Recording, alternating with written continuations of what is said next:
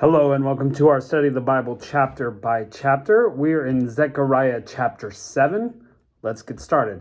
In the 4th year of King Darius, Yahweh's word came to Zechariah in the 4th day of the 9th month, in the month of Chislev.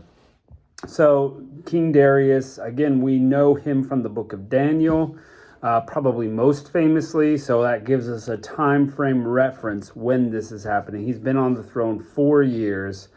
And this is what's happening, that the word comes to Zechariah during that time frame. The people of Bethel sent to Sherezer and Regem-melech and their men to entreat Yahweh's favor and to speak to the priests of the house of the Yahweh armies and to the prophet, saying, should I weep in the 5th month, separating myself as I've done this many years? So back in Bethel, these men come and are asking, should I be weeping and separating myself like I've done for many years? Perhaps they're weeping over what has been done. They're weeping over the exile, maybe. It's coming around right now. It's the 9th month, so in 6 months or so, am I going to need to be doing this again, or maybe it's 8 months, whatever the math is there. So let's find out what Yahweh says about it. Then the word of Yahweh of armies came to me, saying, speak to all the people of the land and to the priests, saying, when you fasted and mourned in the 5th month and in the 7th month for these 70 years, exile. Okay, so they're mourning over the exile. They've been fasting and mourning in the 5th month and in the 7th month. For 70 years, they've been consistently fasting and weeping over this exile. Okay, so that's the context we've got here. So once again, people are wondering, should we do this now? People are starting to go back, maybe. It's been 70 years. They're going back to Israel. Should we keep fasting and mourning over this exile, that 70 years? So let's find out. When you fasted and mourned in the 5th and 7th month of these 70 years, did you at all fast to me? Really, to me? So God's like, was that for me or for you? Was this fast that you did, is that for you or was it for me? Verse 6, when you eat and drink, don't you eat and drink for yourselves? Aren't these the words which Yahweh proclaimed by the former prophets when Jerusalem was inhabited and in prosperity, and in its cities around her, and the south and the lowland were inhabited? So really? Haven't we already been over this? You're really doing all that for yourself. It's a religious rite. It's not really something that I said, hey, do this, right? God already gave the law, and we know the Israelites are bad at following the law. So they're really making up their own things to make themselves feel better. We don't do that in the church at all today, do we? We do stuff for ourselves.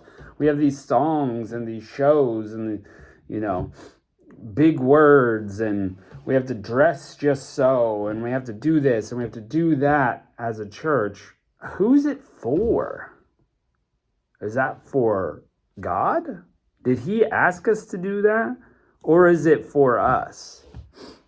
Let's see what else he has to say. Yahweh's word came to Zechariah, saying, thus has Yahweh of armies spoken, saying, execute true judgment, show kindness and compassion, every man to his brother. Don't oppress the widow, the fatherless, the foreigner, nor the poor, and let none of you devise evil against his brother in your heart. Okay, so that was the word that God had said before to them. And he's repeating it because it's like, you didn't listen the first time. Now this is really close to Isaiah. Isaiah chapter 58, you should read that sometimes. Long list of things. He's talking about, I don't care about your fast anymore. When you're fasting, it's not really for me. It's for you. Here's what I would like instead. I would like you to not oppress the widow. Show compassion to your brother. Execute true judgment. Show kindness. Take care of the fatherless, the foreigner, and the poor. How about you do that instead of not eating? Like, what is that really going to do for me? It's not going to do anything for God. How about you do what he asked? Convicting. Hello, modern church. Still's true, right? Think Jesus really wants you to fast, to be close to him while you're, taking advantage of people at work, while you're ignoring the poor around you, while you're living in wealth, while you're stepping on your workers' heads to get higher up the corporate ladder? You think God really cares about your fast at that point? Because you're not really doing it for him. Your life's all about you.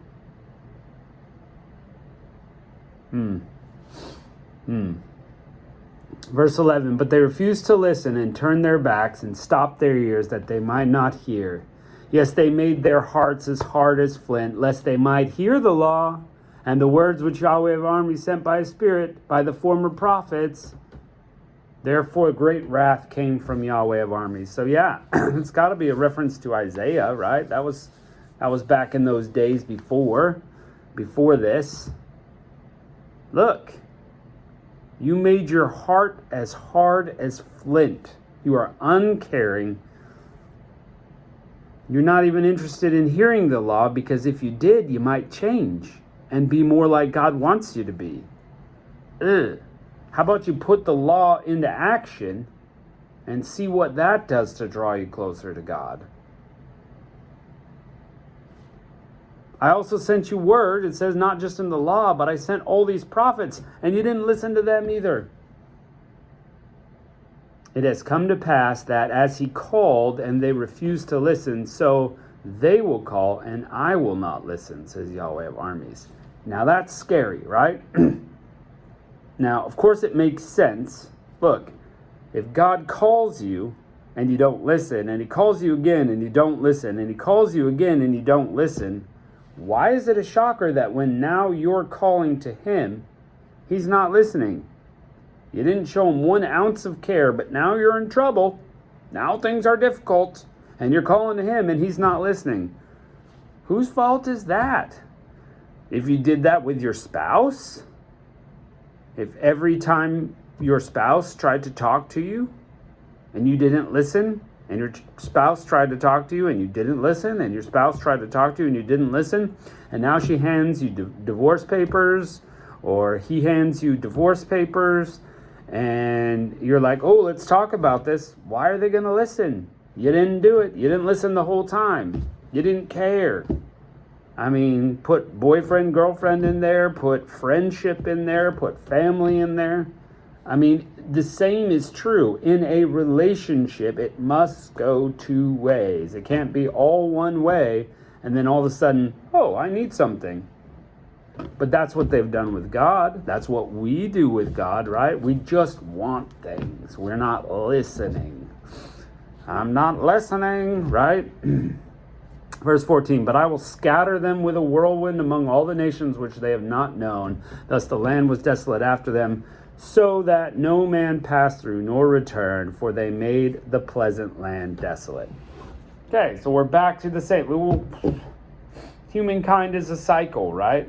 We're the same cycle over and over. We do our own thing. We leave God behind.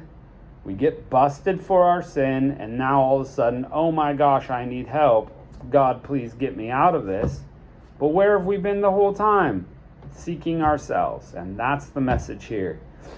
And that's what's happening, in Israel. After they came out of exile, the people are 70 years. And it's like they didn't learn their lesson. And we know that by the time Jesus came around, some of them still hadn't learned their lesson, right? Pharisees, Sadducees. Now they weren't worshiping false gods anymore, but they sure were concerned with themselves and themselves alone.